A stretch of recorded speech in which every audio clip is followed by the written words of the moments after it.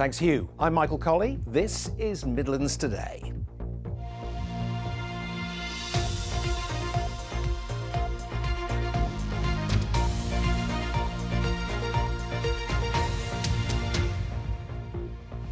Good evening. Whistleblowers have described neglect, patient-on-patient assault, staff who bully colleagues and others who appeared to be asleep on the job at an NHS mental health ward in Worcestershire.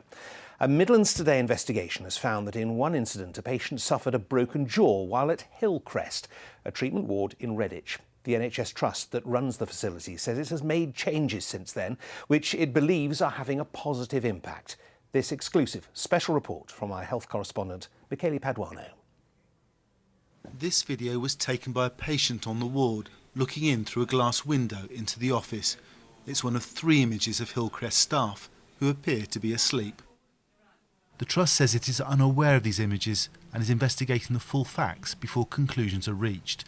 But 2 sources have reported that nurses have fallen asleep on observation duties where vulnerable patients are at suicide risk. One has given an interview. We asked a BBC colleague to speak their words to protect their identity. Agency staff have fallen asleep on level 3 observations. There are some nurses who will go and wake them up, but others will just let them get on with it. Even a number of regular staff fell asleep on level 3 observations. Patients have reported that they've fallen asleep. Investigations by the BBC have identified the following allegations: an alleged rape of a female patient by a male patient on the ward, a patient who suffered a broken arm being called pathetic by a nurse, a man with learning difficulties having his jaw broken by another patient. The whistleblower gave an account of the incident. He got into fights with males who were aggressive, patients that you would not put in the same place as a man with learning difficulties. This wasn't the first time he had been taken over to A&E. The doctor wanted to know what on earth was going on. Mike Wilson, Unison Regional Officer, is aware of allegations that patients are not being looked after safely in appropriate settings because of a shortage of psychiatric intensive care beds. He also says the unit relies heavily on agency staff. Unison's been raising concerns about this unit and wider similar issues with this employer for several years. The situation now is extremely serious, and those problems are leading to issues for both patients and for staff, including risks to their safety. The BBC has also heard from 5 clinical sources that claim as many as 3 staff have left, claiming they were bullied. There are also allegations of an obscene culture.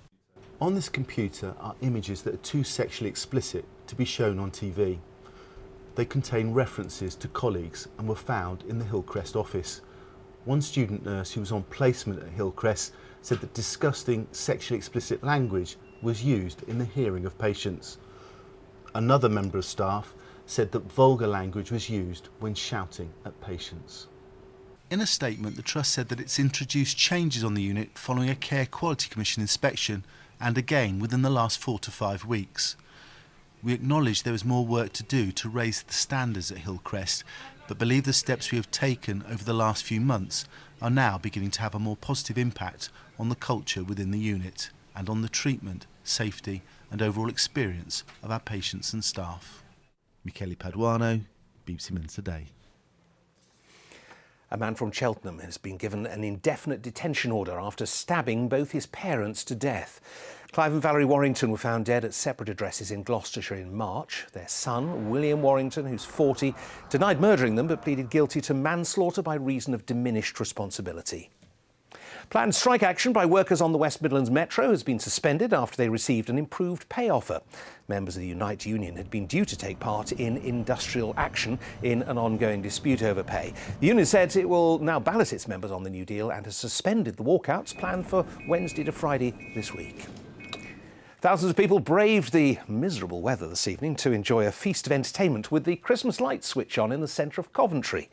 The event started with the Spark Drummers making their way into Broadgate to the main stage, which was hosted by BBC CWR.